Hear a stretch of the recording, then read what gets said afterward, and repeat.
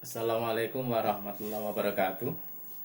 Pada video yang ketiga ini, coba kalian perhatikan bahwa dari video 1 dan 2 sudah jelas bahwa pembelahan sel itu ada dua macam, yaitu pembelahan sel secara mitosis dan pembelahan sel secara meiosis. Apakah perbedaan antara pembelahan sel secara mitosis maupun secara meiosis? Bisa kalian baca pada halaman sekian, ya. Perbedaannya adalah pembelahan sel secara mitosis terjadi pada sel diploid atau sel yang mempunyai pasang-pasangan kromosom yang menghasilkan sel anakan dengan sifat yang identik. Sifat yang identik atau sama. Jadi kalau kita gambarkan di dalam sel mitosis, ya, sel yang diploid itu kromosomnya berpasangan seperti ini. Kita ambil contoh. Kromosomnya berpasangan. Nah, ini contohnya.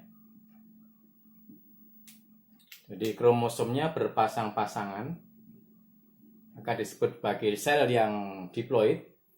Nanti akan menghasilkan sel anak, jumlahnya 2. Terbentuk 2 sel anakan yang identik. Identik artinya sel anakan ini juga diploid. Diploid artinya berpasangan juga kromosomnya. Seperti ini. Nah, ini berpasangan. Gambarnya seperti ini. Ya. Ini hanyalah ilustrasi untuk mempermudah penjelasan. Jadi kalau pembelahan sel mitosis terjadi pada sel yang diploid, itu kromosomnya 2N, menghasilkan 2 sel anakan yang sifatnya identik dengan sel induk. Sedangkan untuk pembelahan sel secara meiosis, peristiwanya adalah, prosesnya adalah sel diploid menghasilkan 4 sel anak. 4 sel anak yang haploid. Haploid berarti jumlah kromosomnya N. Kalau yang ini tadi 2N. Nah, jadi menghasilkan 4 sel anakan yang sifatnya haploid atau jumlah kromosomnya separuh jumlah sel induk. Ini misalnya ilustrasinya adalah kromosomnya berpasang-pasangan yang ini. Nah, berpasangan. 4 sel anakan nanti tidak berpasangan kromosomnya. Jadi tunggal-tunggal seperti ini. Sel anakan mempunyai kromosom yang jumlahnya separuh dari sel induk. Ilustrasinya seperti ini. Nah, ini ilustrasinya. Sudah paham? Jadi bedanya adalah yang mitosis, sel diploid menghasilkan 2 sel anakan, diploid juga.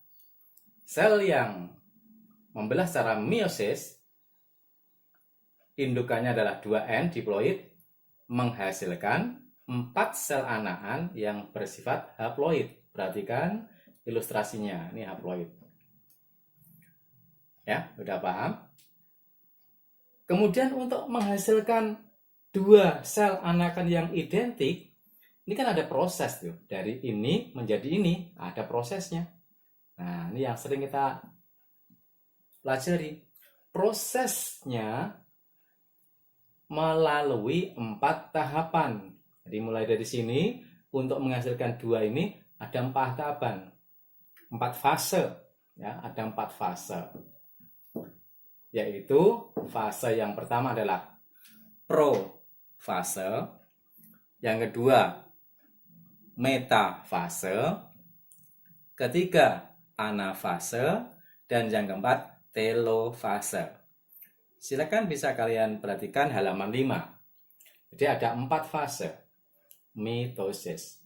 Sedangkan pada proses pembelian sel meiosis, diperhatikan lebih jelas, proses dari ini menjadi ini, satu sel indukan diploid menghasilkan 4 sel anakan haploid melalui 2 fase meiosis. Bisa diperhatikan ilustrasinya. Nah, ini. Yang pertama ini kita sebut sebagai meiosis pertama.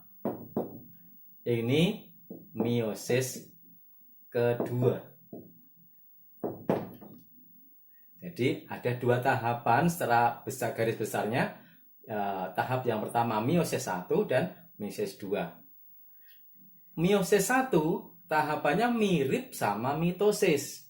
Jadi tahapannya sama. Profase, metafase, anafase, telofase. Yang pertama. Meiosis kedua, profase, metafase, anafase, telofase. Yang kedua. Demikian seterusnya. Jadi prosesnya atau fase-fasenya, tahapannya itu mirip. Yang penting kita bisa ingat bahwa tahap-tahap atau fase pembelahan sel, profase, metafase, anafase, telofase. Meiosis, profase 1, metafase 1, anafase 1, telofase 1. Yang ini kedua, profase 2, metafase 2, anafase 2, telofase 2, menghasilkan 4 sel anakan haploid. Sudah jelas? Supaya lebih jelas lagi, kalian bisa membaca referensinya di halaman 5 dan 6 buku IPA kelas 9 semester 1. Baik anak-anak, mari kita lihat bagaimanakah fase-fase pada pembelahan sel mitosis. Ya, pembelahan sel mitosis. Mari kita lihat. Kita bisa menghapus bagian yang kedua ini untuk memberikan keterangan pada bagian 1. Maaf, saya hapus lebih dahulu. Jadi langkah-langkah pada pembelahan mitosis, jadi langkahnya atau fase-fasenya, profase. Langkah yang kedua. Langkah yang kedua apa tadi? Metafase. Langkah yang ketiga, anafase. Langkah yang keempat, telofase. Pada tahap-tahap seperti ini, kalian bisa mempelajarinya pada halaman 5. Apa perubahan-perubahan pada fase profase. Pada fase ini, kromosom sudah mulai memadat, sudah mulai mengganda, dan siap untuk menuju ke bidang pembelahan. Tahap metafase, kromosom berjajar pada bidang pembelahan. Pada tahap yang ketiga, kromosom bergerak menuju kutub yang berlawanan. Jadi sudah memisah. Bisa diperhatikan gambarnya halaman 5. Dan yang terakhir pada fase telofase, membran inti sudah mulai kembali bergabung dan terbentuklah sel anakan. Nah, ini ilustrasinya seperti ini.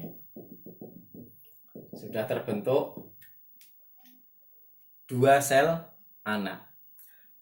Pada tahap selanjutnya terjadi pembelahan sitoplasma. Jadi ini sitoplasma nanti sudah membelah ini. Nah, peristiwa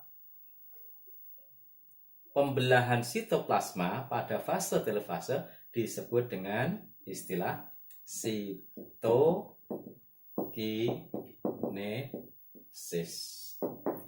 Ini fase-fase pada pembelahan sel secara mitosis. Baik, bisa kita lanjutkan tahap atau fase-fase pada pembelahan sel secara meiosis. Pada pembelahan sel meiosis, kita tulis lagi meiosis.